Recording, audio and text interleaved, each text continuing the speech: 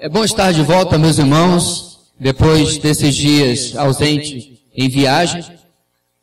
Eu ouvi que tudo correu bem, ouvi a mensagem semana passada, muito abençoada, e é um privilégio estar de volta, poder compartilhar novamente a palavra de Deus com a nossa igreja.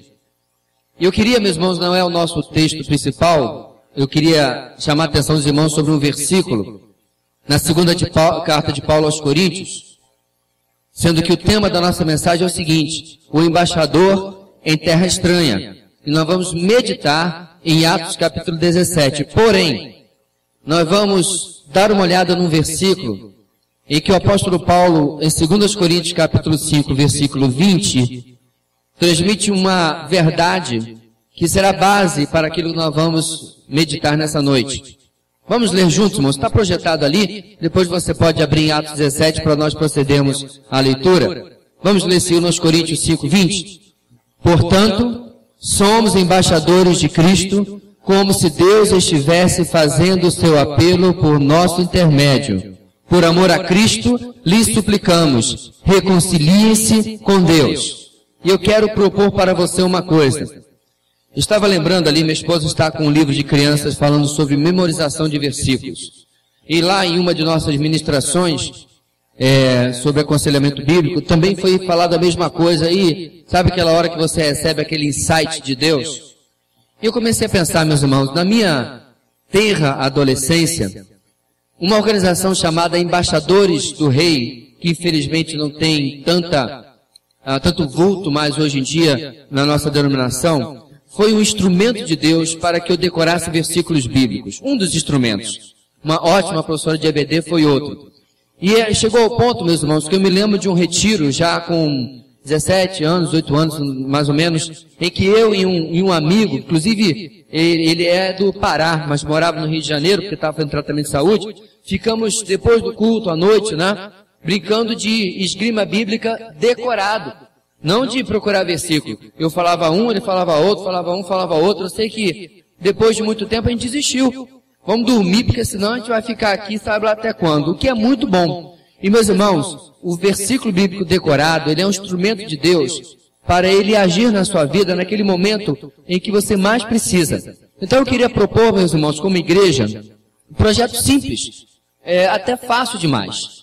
Nós vamos propor toda a mensagem, um versículo que esteja no texto, ou relacionado ao texto, que é este caso, né? Eu li o texto de Atos 17, não me saltou assim um em especial que a gente pudesse ou devesse decorar, mas, segundo os Coríntios 5, 20, é um versículo que é muito fácil de decorar e tem uma mensagem muito importante para a igreja. Então, tá combinado? Ok? Nós vamos repeti-lo, você já sabe, durante a semana nós vamos decorá-lo, né? Tem muitas formas de você decorar, coloca no espelho do banheiro, coloca pedacinhos de papel em algum lugar, e nos grupos de vida nós vamos relembrá-lo, e semana que vem a gente vai recitá-lo de cor a igreja toda, ok? Vamos juntos de novo? Portanto, somos embaixadores de Cristo, como se Deus estivesse fazendo o seu apelo por nosso intermédio. Por amor a Cristo, lhes suplicamos, reconciliem-se com Deus. Eu quero contar aqui com os meus irmãos, chefe de família, certo? Quer seja os homens ou as irmãs que são aqui representantes da sua família, para você levar a sua família em casa, decorar os seus filhos pequenos e a gente fazer esse projeto da nossa igreja. Amém, irmãos? Se nós fizermos isso em um ano, a gente decora 50 versículos. Isso não é pouca coisa, não. Isso é uma bênção muito grande. Agora, na mensagem desse versículo, nós vamos passar para Atos 17 e vamos lá ver a experiência do apóstolo Paulo e meditar neste tema, o embaixador em terra estranha. E hoje a nossa mensagem vai ter uma inovação que talvez fique, para que você cada vez mais interaja com o texto da palavra. Você vai reparar que ao invés de princípios prontos, nós vamos ter apenas enunciados sobre o que está acontecendo no texto. E embaixo vai estar escrito assim, sua aplicação. Logo depois, quando começar os cliques, você vai ver. Por quê, meu irmão? A palavra de Deus precisa ser lida contra você. Vamos entender. Ela tem que ser lida para lhe incomodar. Quando você quer ser agradado, você vai no cinema. Como eu fui lá em São Paulo também no teatro, você vai lá para se entreter. Mas quando você vai na igreja, ou vem com a igreja aqui, o seu objetivo é que a palavra de Deus tire você do lugar que você está e coloque você no lugar mais perto da vontade de Deus. Então, a sua missão diante da pregação da palavra é dizer: Deus, muda alguma coisa em mim, conforme o Salmo 139 que nós lemos no início do culto. Senhor, vê se há em mim algum caminho errado e leva-me para o caminho certo. Esse é o objetivo da palavra de Deus. Então, você vai fazer a sua aplicação, o que vai lhe facilitar e muito na sua célula, para que você possa compartilhar aquilo que Deus está fazendo com você. Bem, em Atos 17, irmãos, nós vamos começar a nossa leitura no versículo número 10, quando Paulo, na sua viagem missionária, chega a uma cidade chamada Bereia. E no versículo 10, nós encontramos Lucas, o autor de Atos, dizendo o seguinte, Atos 17, 10.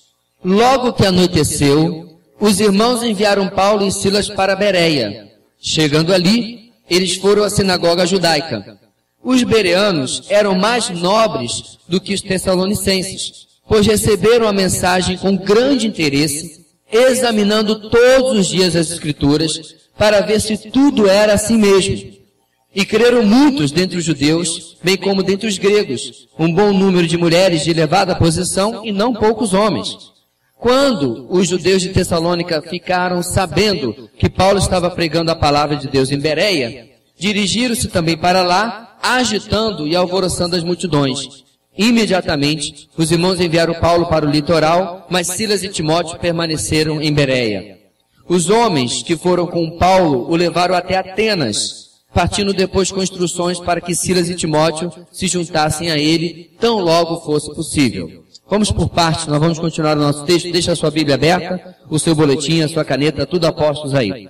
Vamos entender uma coisa, meus irmãos. De vez em quando, quando eu gosto bastante de participar de debates online.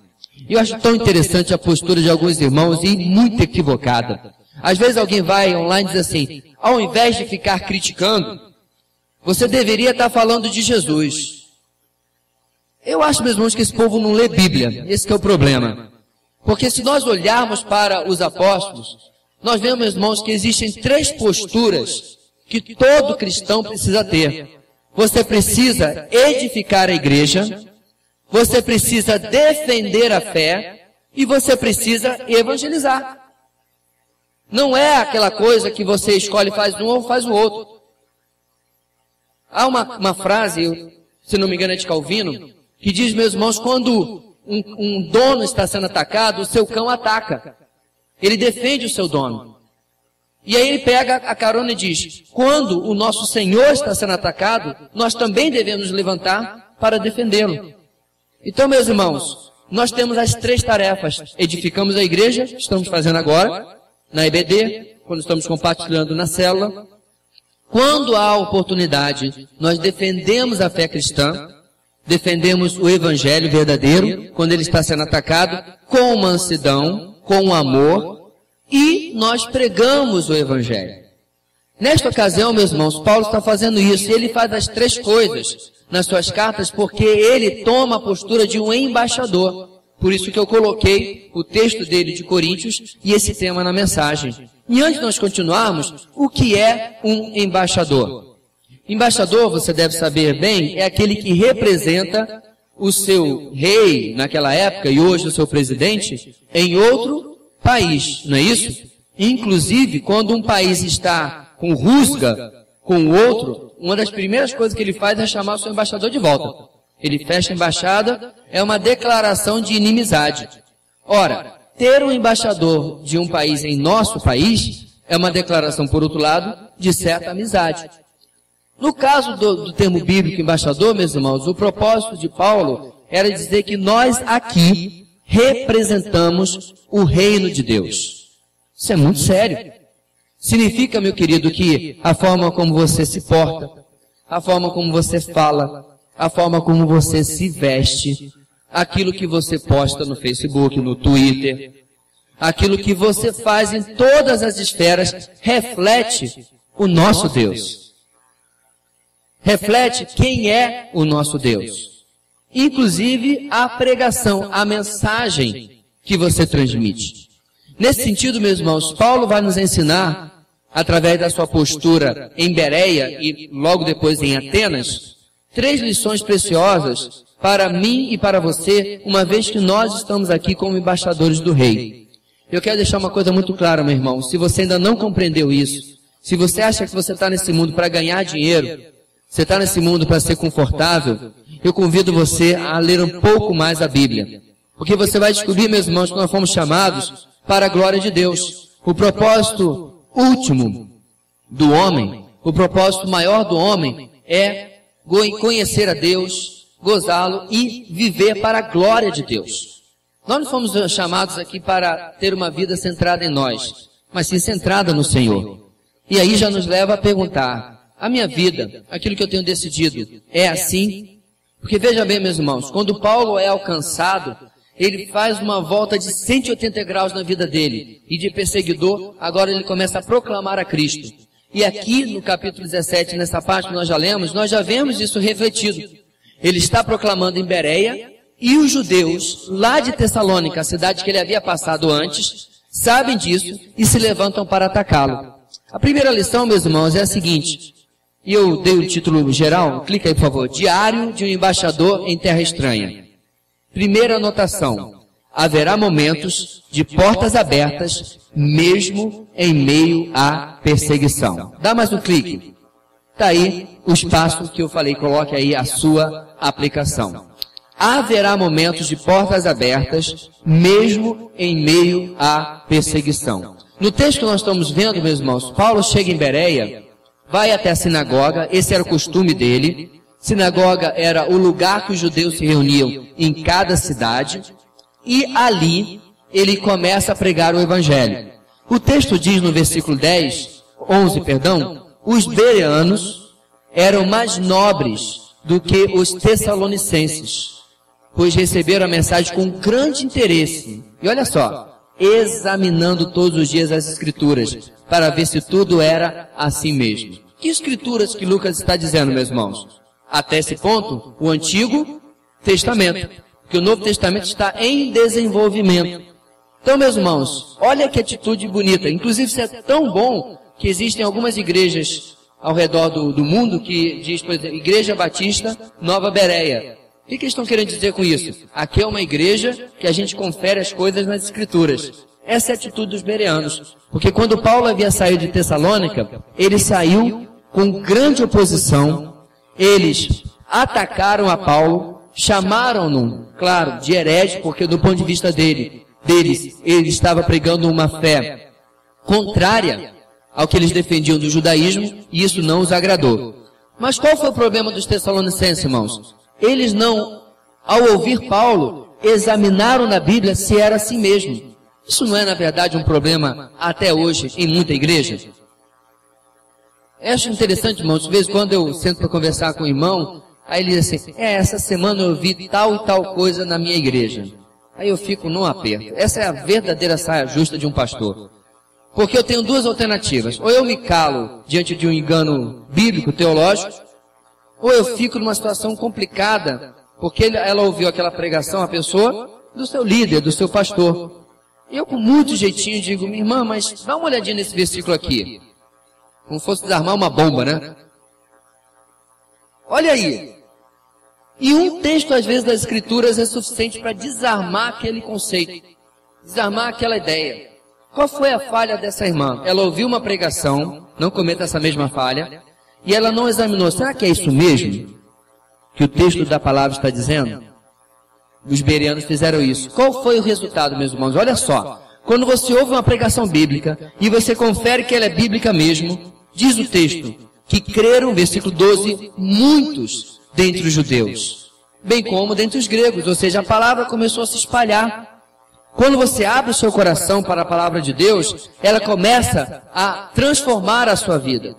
Quando você sai, meus irmãos, que era a postura dos tessalonicenses, de uma postura religiosa, e você quer de verdade ser transformado pela palavra, aí algo diferente acontece na sua vida.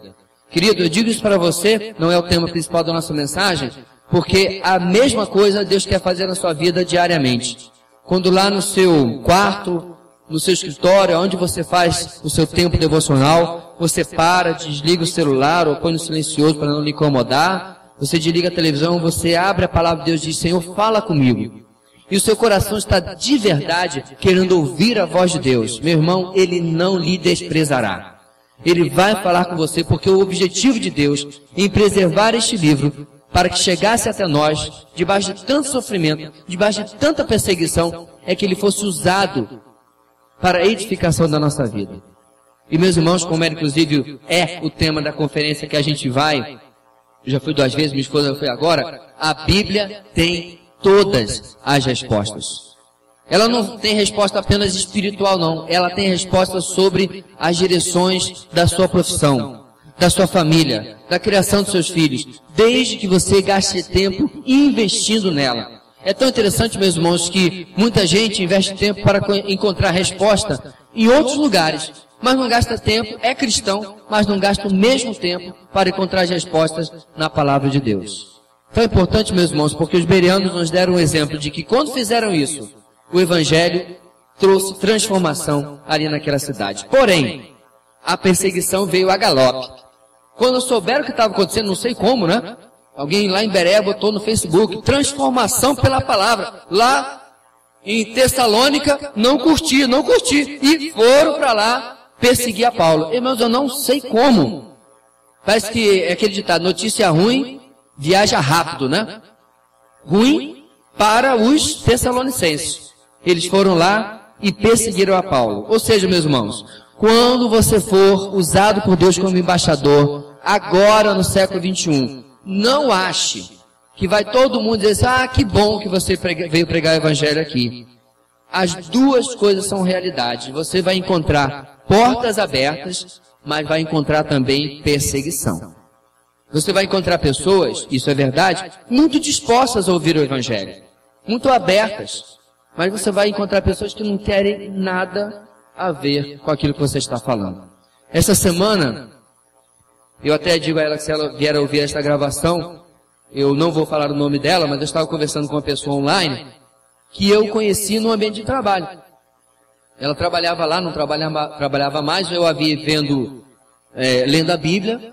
Falei assim, olha, muito boa leitura, interagi com ela, conversei. Falei que ela podia dar uma olhada na época no meu perfil na internet. Tem algumas coisas muito edificantes. As mensagens que estão no YouTube e interagir. Bem, e aí ela colocou uma afirmação na internet sobre a fé.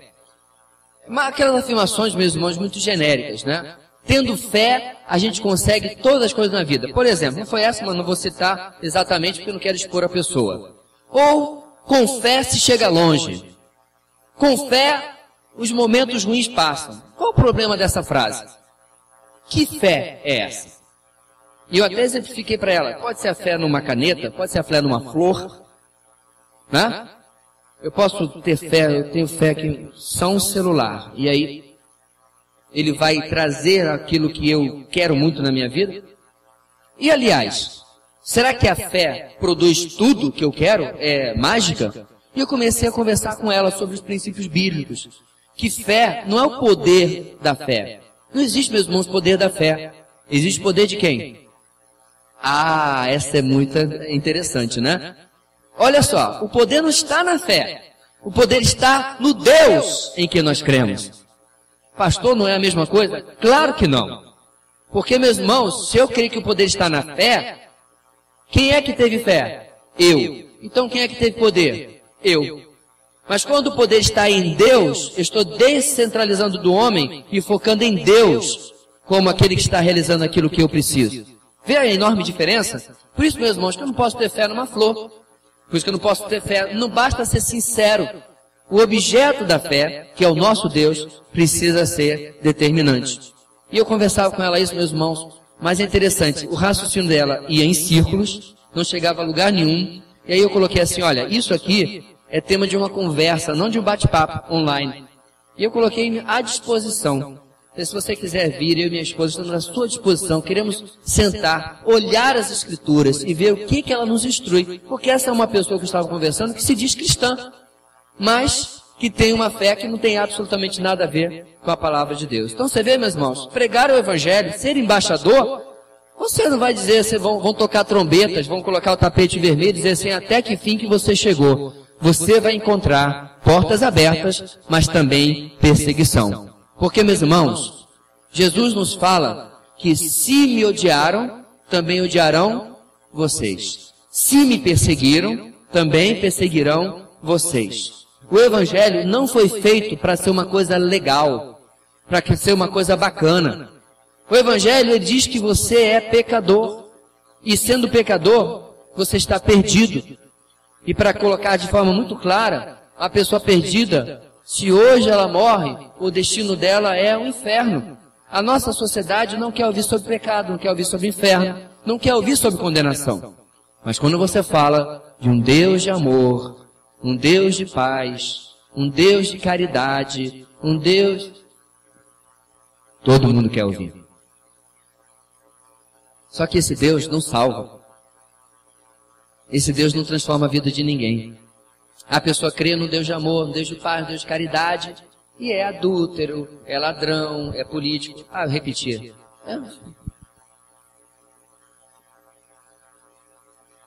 Não é verdade. Sabe por quê? Porque não houve arrependimento, não houve transformação. Então nossa sociedade não quer ouvir isso. Então, meus irmãos, vai haver perseguição também.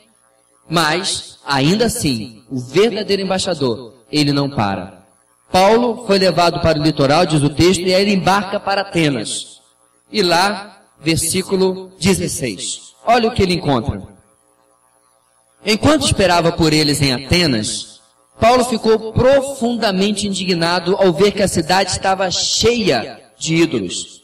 Por isso, discutia na sinagoga com judeus e com gregos tementes a Deus, bem como na praça principal, todos os dias, com aqueles que por ali se encontravam.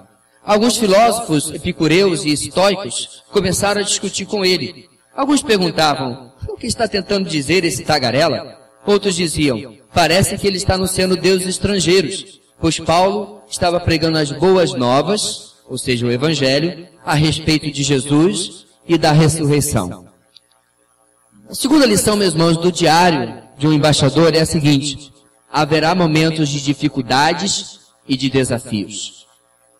Não apenas de perseguição, mas de dificuldades e desafios, onde você vai ter que plantar o Evangelho em um solo muito difícil, em um solo muito duro, cheio de tocos de árvores, cheio de pedras. Eu conversava uma vez com uma pessoa que recebeu acho que chama gleba, né? Um pedaço de terra. Ele falou assim, olha, foi muito bom, mas eu levei 3 meses para que ele ficasse pronto para o plantio. Tinha pedras enormes que teve que pedir um tobata, um pequeno trator para puxar com corrente. Depois que tiramos as árvores que o Ibama permitiu, tinha que destroncar, aquilo não é coisa fácil, até que o terreno ficou limpo para que pudesse se plantar. E muitas vezes, meus irmãos, mesmo aqueles que um dia ouvirão o Evangelho, eles não chegaram prontinhos, eles tiveram que ser trabalhados. E Paulo, quando chega em Atenas, ele é surpreendido por uma realidade que, como judeu, de certa forma, não o ofende, mas o espanta. Ídolos. Paulo ficaria muito espantado nos nossos dias também, né?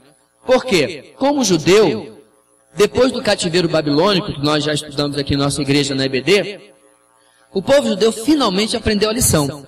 Então não tinha mais Baal, não tinha mais Astarote, não tinha mais ídolos dos povos de fora de Israel. Certo? Eles são tão radicais nisso, meus irmãos, que até uma cruz na frente de um prédio para identificá-lo como templo cristão, o prédio cristão, eles acham idolatria. Eles são muito severos até hoje nisso. Então, quando Paulo chega em Atenas, capital hoje da Grécia, o que ele encontra lá? Os deuses gregos, e em tudo quanto é lugar, não eram apenas estátuas, mas altares onde sacrifícios eram feitos para aqueles deuses. Dionísio, Diana, Apolo, são todos deuses de origem grega.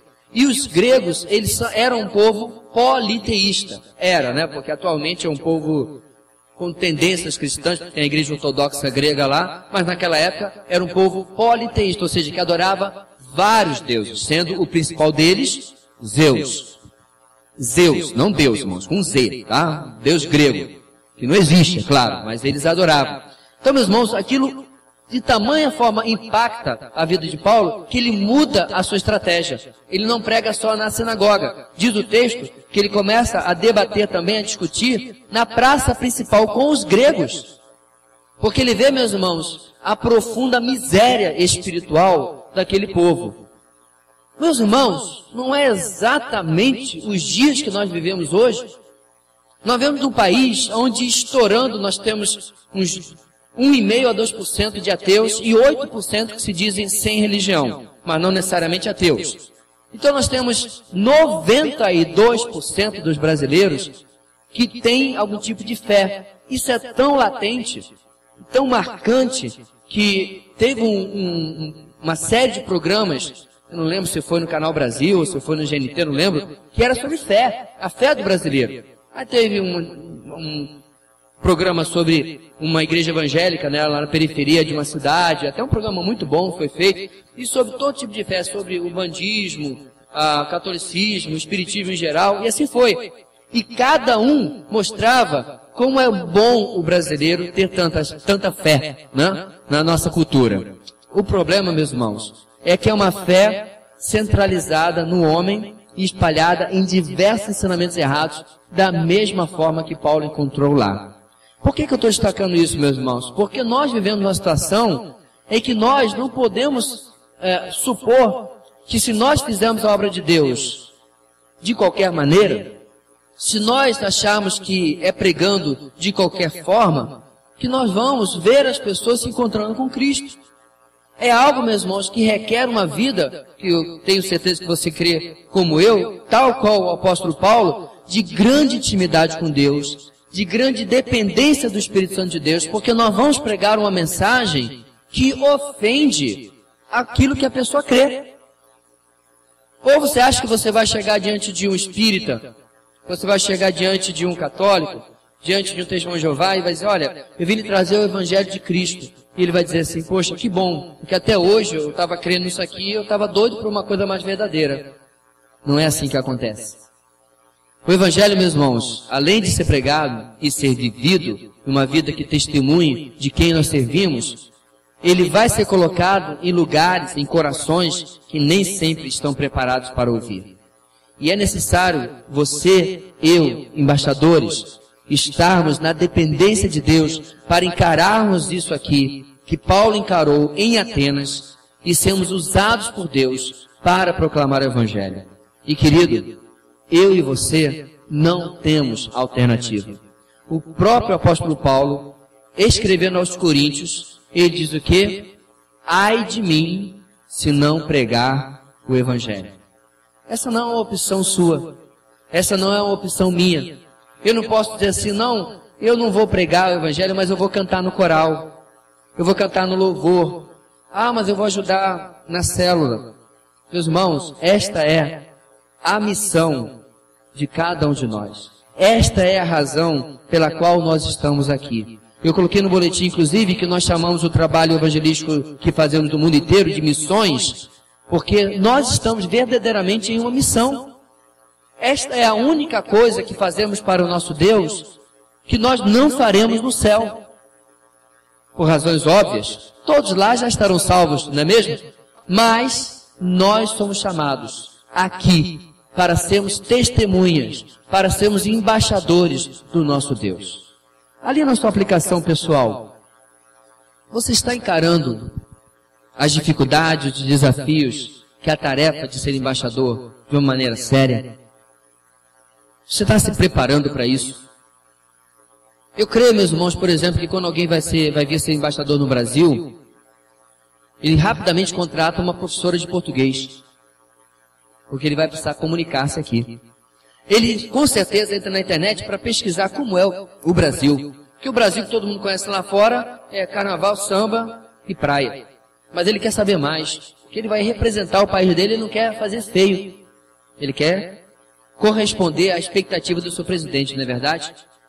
Nós estamos aqui, meus irmãos, representando ao Senhor Jesus. Nós estamos aqui representando o reino de Deus. Como eu falei, da forma como nos portamos, nos vestimos, na forma como falamos. Será que as pessoas identificam o reino na minha vida? Será que aquilo que eu defendo, que eu prego, será que aquilo que eu compartilho na internet reflete a pessoa do nosso Deus? Quando as pessoas olham para aquilo que eu falo, faço, eles dizem assim, olha, tem alguma coisa diferente com esse sujeito. Tem uma coisa diferente com essa mulher, com este homem, com este jovem, com esta jovem, com este adolescente, com esta adolescente. Tem alguma coisa diferente com essa criança. Há algo diferente na vida dele e dela. Hoje eu falava, meus irmãos, para uma colega nossa de seminário, que está passando por algum problema que eu não sei, eu deduzi pelo comentário de uma outra colega nossa, que também passou uma dificuldade muito grande na sua vida. Eu falei para ela, obviamente, palavras de confiança no Senhor e tudo mais, mas falei uma coisa importante. Deus é glorificado, igreja, não apenas nas minhas vitórias, mas também nas minhas lutas. E nós pregamos sobre isso nesta igreja alguns meses atrás, não é verdade? Sabe por que eu estou dizendo isso? Porque muitas vezes, meus irmãos, quando nós passamos por problemas e tribulações, Deus é envergonhado na minha vida. Eu lembrei, quando estávamos lá, porque encontramos a irmã Eleni Vação, que é capelã, e trabalha com capelania há muitos anos, na verdade, desde que nós estávamos no seminário, ela já trabalhava dessa forma, e na conferência do ano passado, ela compartilhou uma visita que ela fez a uma irmã em Cristo, junto com a junta médica que a estava atendendo, e essa irmã tinha câncer. E a equipe médica chamou a capelã porque a notícia não era boa. Não havia nada mais que pudesse ser feito por esta irmã. A notícia que elas iam dar é que o tratamento encerrava ali. O máximo que podiam fazer por ela é fazê-la se sentir confortável, né? Cada dor, mas não havia nada que a medicina pudesse fazer. Então a junta médica foi junto com a capelã, a nossa irmã Eleni, e foi ali, a recebeu sentada na cama, falou, ela ouviu atentamente. Quando eles terminaram, ela agradeceu a dedicação daqueles médicos. Uma das pessoas da junta era uma médica. Agradeceu a dedicação deles e deu um testemunho de fé e de confiança de que Deus não tinha errado com a sua vida. E, enfim, tudo que ela cria do porquê que ela estava passando por aquilo, testemunhando da sua fé. Bem, quando a equipe saiu, uma das médicas era judia e chamou a Eleni no canto e olhou para ela com os olhos já marejados e disse o seguinte: eu quero conhecer este Deus. Então, meus irmãos, você pode dizer assim, pastor, Deus deixou essa irmã ter câncer e morrer de câncer para que ele pudesse alcançar aquela médica? Talvez não apenas, mas sim. Meus irmãos, Deus usa o que Ele quiser. Ele é Senhor. Eu sou criatura. E quando nós enxergamos isso, meus irmãos, a soberania de Deus é a coisa mais importante que você pode ter na sua teologia. Porque tudo mais faz sentido quando Deus é Senhor absoluto e eu sou servo. E aquela irmã compreendeu. E detalhe, ela ainda não sabia do que aquela médica iria falar para a irmã Eleni lá no corredor. Ela talvez soubesse de outras coisas. Mas Deus é glorificado também na nossa luta. Nunca se esqueça disso. Há uma mensagem no nosso canal no YouTube sobre isso, onde nós falamos sobre a questão do sofrimento.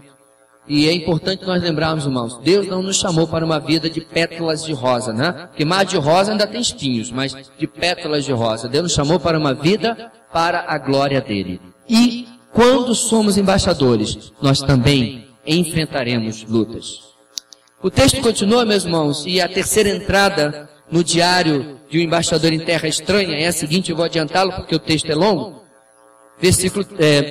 Ponto 3. Em qualquer desses momentos, prova-te aprovado na palavra e revestido de sabedoria. Embaixador precisa se provar aprovado na palavra de Deus e revestido de sabedoria. É como eu falei, meus irmãos, se você vai representar o seu rei, você tem que conhecer aquilo que você vai fazer. É tão interessante, meus irmãos, que, já falei isso, você é da área médica, ou você é da área de engenharia, arquitetura, ou da área das leis. E de vez em quando eu vejo no Facebook os nossos irmãos que estão na faculdade, especialmente que estudam matérias que tem que se ler muito, como direito, afundando-se nos livros. E está certo. Se não, prega, né? Não leva pau lá na prova. Tem que se mergulhar nos livros mesmo. Eu ontem estava conversando com um irmão em Cristo que está fazendo uma pós-graduação nos Estados Unidos, estava pegando as informações com ele. Aí ele falou assim, meu irmão, me desculpe, eu tenho que parar por aqui, que eu tenho 300 páginas para ler. Eu falei, então vá com Deus. Tem que ser assim. Quando você quer aprender uma coisa, você se esmera, você mergulha, você afunda naquilo. Você tem se esmerado, você tem mergulhado, você tem afundado na palavra de Deus? Uma vez eu estava em um ônibus lá no Rio de Janeiro, quando eu era adolescente, 10 anos atrás mais ou menos, e eu estava sentado e eu abri a minha mochila da escola, estava vindo da escola, e eu tirei a minha Bíblia. E detalhe, a minha Bíblia era desse top aqui, ó, que o meu avô que tinha me dado, e as Bíblias naquele tempo eram meio grandes assim, e abri a minha Bíblia e comecei a ler. O senhor sentou do meu lado, seus 50 anos de idade, e perguntou para mim, desculpe, mas você leva a Bíblia todo dia para a escola? Eu falei, para mim era óbvio, claro. Aí, por quê? Pensei, eu falei, Senhor, se eu fosse médico, o senhor com certeza me encontraria com um bloco de receitas, um estetoscópio, uma mala com algumas amostras. Se eu fosse um engenheiro, certamente eu me encontraria com aquela régua, né? Aquela coisa enorme assim, e uns canudos com plantas, não é verdade? Bem, eu sou crente, sou cristão. Nada mais natural do que o senhor me encontre com a palavra de Deus. Os olhos do homem quase que pulavam da órbita, claro, né? Olhando a declaração daquele ET de cerca de 15, 16 anos. Então, meus irmãos, eu penso o seguinte, como pode nós nos chamarmos cristãos e não conhecermos a Cristo? Não, pastor, eu conheço a Cristo. Peraí, calma aí. João capítulo 17, versículo 3 diz o seguinte, e a vida eterna é esta, que conheçam a Ti como o único Deus e a Jesus Cristo a quem enviaste. O termo grego, meus irmãos, perdão, o tempo grego do verbo conhecer em João 17, 3, não é um negócio de, toma conhecimento disso aqui, aí você lê e me devolve. Não. Eu conheço e continuo conhecendo. É uma ação permanente. É uma ação que não aconteceu no passado. Mas é uma ação que se prolonga durante toda a experiência cristã. Ou seja, quando você conheceu a Cristo, alguém lhe anunciou o Evangelho, glória a Deus, se converteu, meu irmão, você nem riscou a superfície de quem Ele é. É tão interessante, meus irmãos, que a W. Tozer diz o seguinte, que quando nós dermos o passo desta vida para a próxima, dermos o passo para a eternidade e olharmos para a glória de Cristo, nós vamos dizer, as riquezas de Cristo eram tão grandes e eu chego aqui quase um indigente. Ele dizia, olha, eu estou tão longe daquilo tudo que Cristo é, que quando eu chegar na presença dele eu vou chegar quase como um indigente.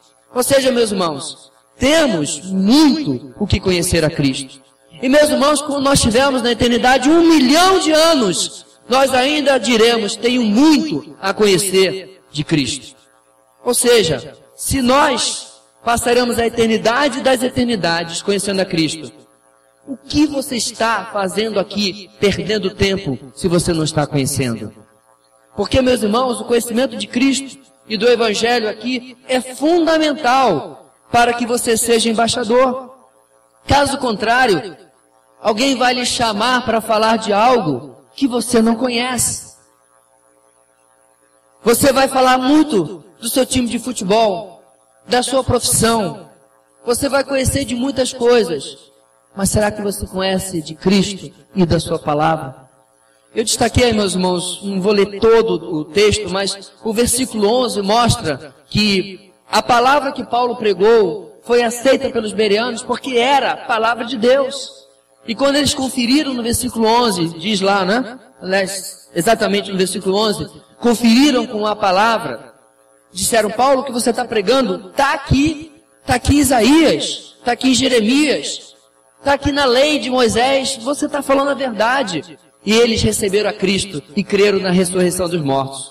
Quando o texto continua, meus irmãos, que nós paramos no versículo 18, versículo 19 diz: então o levaram a uma reunião no Areópago, que era o lugar onde havia tantas imagens de deuses, onde lhe perguntaram: podemos saber que novo ensino é esse que você está anunciando? Você está nos apresentando algumas ideias estranhas e queremos saber o que elas significam. Todos os atenienses e estrangeiros que ali viviam não se preocupavam com outra coisa senão falar ou ouvir as últimas novidades. Então Paulo, versículo 22, levantou-se na reunião do Areópago e disse: atenienses, vejo que em todos os aspectos vocês são muito religiosos. Pois andando pela cidade, observei cuidadosamente seus objetos de culto e encontrei até um altar com esta descrição: ao Deus desconhecido. Ora, o que vocês adoram, apesar de não conhecerem, eu lhes anuncio. Olha só, meus irmãos, lá estava Apolo, Dionísio, lá estava Diana e os deuses gregos, né, Mercúrio e assim por diante. E aí ele viu um altar que não tinha estátua nenhuma. Estava escrito em grego, né, ao Deus desconhecido. Os gregos não queriam aborrecer nenhuma divindade. Então, na dúvida, vamos acender uma vela aqui para uma coisa que a gente nem sabe que se existe ou não, né? Paulo, meus irmãos, pega um gancho naquilo. Por isso que eu falei, meus irmãos, prova-te aprovado na palavra e revestido de sabedoria. Tem que ter sabedoria para pregar o evangelho. Você não pode chegar na casa da pessoa: tu vai para o inferno, viu? Arrependa-te. Tem que ter sabedoria. Você não pode dourar a pílula. Você não pode mascarar o evangelho. Isso não. Você tem que falar a verdade do evangelho, mas você fala em amor e sabedoria.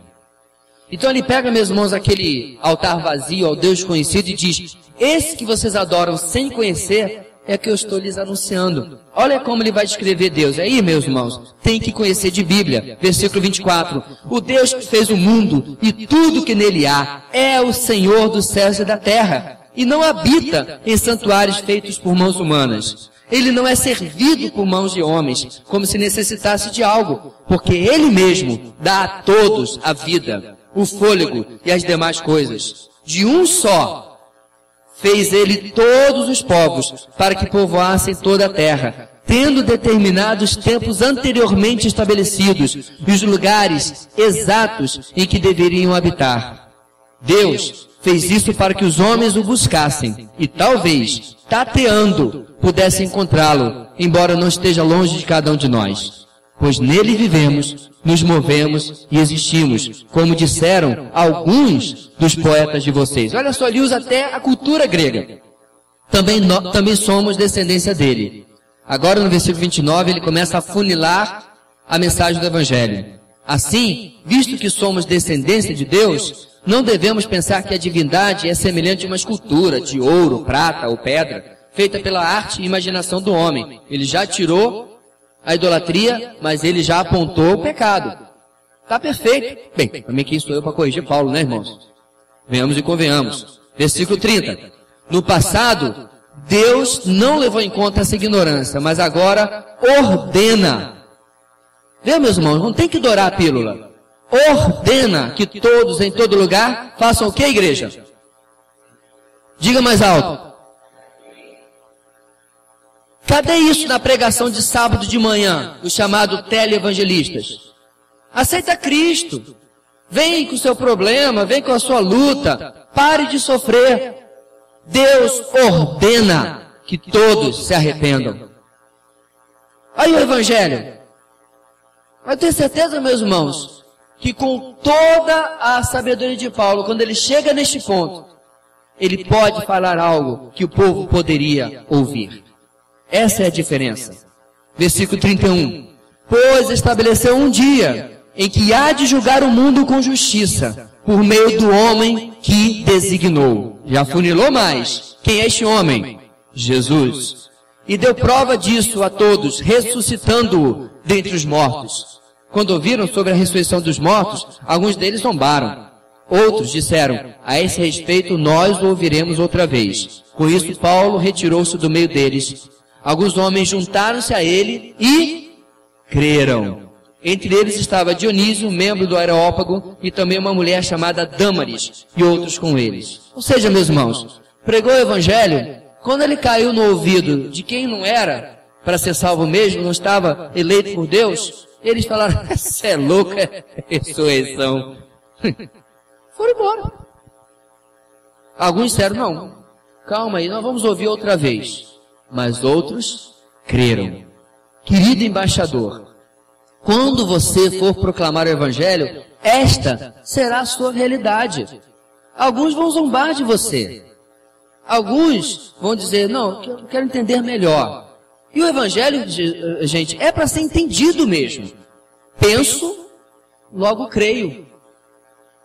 Não é um negócio de você, peraí, seguir a Deus e tal. Não.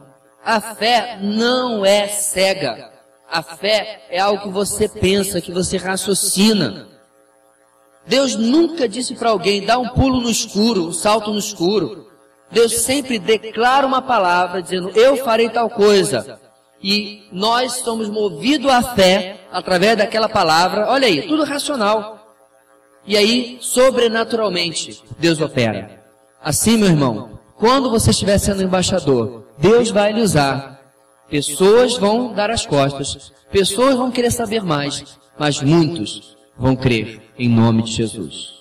Mas você precisa estar preparado na palavra e ser uma pessoa sábia. O que eu desejo nessa noite para nós terminarmos? Que nós entendamos a essência do versículo que nós começamos a decorar essa semana. Volta lá no slide anterior. Olha só. Você não botou o número 3, não? Deixou todo mundo no vácuo? Depois ele... Botou, desculpa.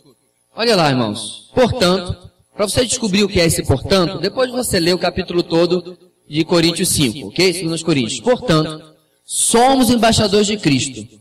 Como se Deus estivesse fazendo o seu apelo por nosso intermédio. Viu porque eu falei, meus irmãos, que ninguém vai se converter lá no mundo muçulmano por causa de um sonho? O sonho que eles estão tendo leva-os a procurar alguém para que possa pregar o evangelho. Nosso intermédio. Pastor, por que Deus deixou essa responsabilidade com a gente? Eu não sei. Confesso que não sei. Só sei que é assim. Como se Deus estivesse fazendo o seu apelo por nosso intermédio. Por amor a Cristo, lhes suplicamos, reconciliem-se com Deus. Esta é a sua mensagem, querido. É isso que Deus espera de você. Que você pregue o evangelho da reconciliação. Todo o evangelho. Com profundidade, com conhecimento bíblico, com sabedoria. O que nós podemos terminar essa mensagem com uma aplicação final? Pastor, eu escrevi lá a aplicação do primeiro ponto, do segundo, até do terceiro. Eu vou estudar mais a palavra, eu não vou faltar a EBD. Eu vou estar lá no meu grupo familiar compartilhando, eu vou crescer. Mas falta uma aplicação essa noite. A quem você vai ser embaixador? Sair daqui, meu querido, sem essa decisão, é como você colocar um prato sem talheres. Você vai olhar para ele, você pode até enfiar a cara para comer de uma maneira muito estranha, mas você não vai terminar a sua tarefa. Nós vamos orar, encerrando a nossa mensagem de hoje. Eu quero convidar você a pensar em 3 pessoas. Isso aqui não é nada místico. Você não vai colocar o nome deles na fogueira santa, no Vale do Sal. Não é nada disso. Isso é uma decisão sua, querido. 3 pessoas que, assim como você, um dia precisaram do Evangelho. Como você precisou, hoje precisam do Evangelho. E você vai colocar essas pessoas diante do Senhor, como um compromisso seu, de orar por elas, de investir em suas vidas, para que elas possam conhecer o Evangelho como você. Sabe por quê, pessoal? Porque eu creio que não há egoísmo maior do que você ter a solução para a vida de uma pessoa. Não, você não é a solução. Cristo é. Você tem a mensagem da solução e você guardar para si mesmo. É muito egoísmo, né? Alguém está morrendo de dor de cabeça no meu lado, eu tenho uma cartela de Neosaldina ou de Anador no meu bolso, eu não falo nada. Alguém está ardendo em febre e eu tenho um antitérmico no meu bolso e eu não falo nada. Alguém está com uma infecção e eu tenho antibióticos comigo e eu não falo nada. Esta é a realidade, meus irmãos, quando um cristão se cala diante de um mundo perdido. Temos este tesouro em vaso de barro. 2 Coríntios capítulo 7, versículo 4. Para que a excelência desse poder seja de Deus e não nossa. Mas o tesouro está lá, em vaso de barro. Feche seus olhos comigo. Deus querido, nós não queremos ser contempladores da Tua presença, da Tua palavra, do Teu Evangelho, mas sermos proclamadores do nome de Cristo. Queremos, ó Deus, em nome de Jesus, que Tu nos faças, pelo Teu Espírito, sair daqui esta noite com uma determinação firme de sermos testemunhas àquelas pessoas que nós convivemos, em nosso trabalho, em nossa família, em nossa escola, faculdade, vizinhança. Olharmos, ó Deus, para além dos nossos muros, olharmos para além da nossa cadeira na escola ou mesa no trabalho. Enfim, percebemos, ó Deus, que nós estamos aqui com um propósito. Estamos aqui no bairro onde moramos, no lugar que trabalhamos, na cidade que moramos, enfim, para sermos embaixadores do Senhor. Leva-nos, ó Deus, a esta compreensão, que nós não estamos aqui, ó Pai, para apenas congregarmos, nos alegrarmos na Tua presença em adoração, mas para proclamarmos que Cristo é a solução para cada ser humano. Para proclamar, ó Deus, a Jesus e a ressurreição dos mortos. Proclamar, ó Deus, que só há uma vida e uma chance para cada ser humano. Não haverá outra vida. Não haverá, ó Deus, condição de alguma solução pós-morte. Enquanto a vida, realmente, só há esperança. E a esperança é Cristo. O Senhor nos leve, ó Deus, esta noite a um compromisso sério com o Senhor. E diante de um mundo perdido, sem Deus e sem salvação. Que assim, ó Deus, como alguém não se omitiu em falar de Cristo a mim, a cada um dos irmãos aqui, que nós também, ó Pai, não sejamos omissos e possamos, ó Pai, amar este mundo como o Senhor amou, ao ponto de nos dar, ó Deus, para morrer, para que possamos, ó Deus, proclamar a Tua palavra. Uma vida logo passará, somente aquilo que é feito por Cristo durará. Que nós possamos ter, ó Deus, este pensamento cada dia na nossa vida. Ajuda-nos, ó Deus. Em nome de Jesus nós oramos. Amém e amém.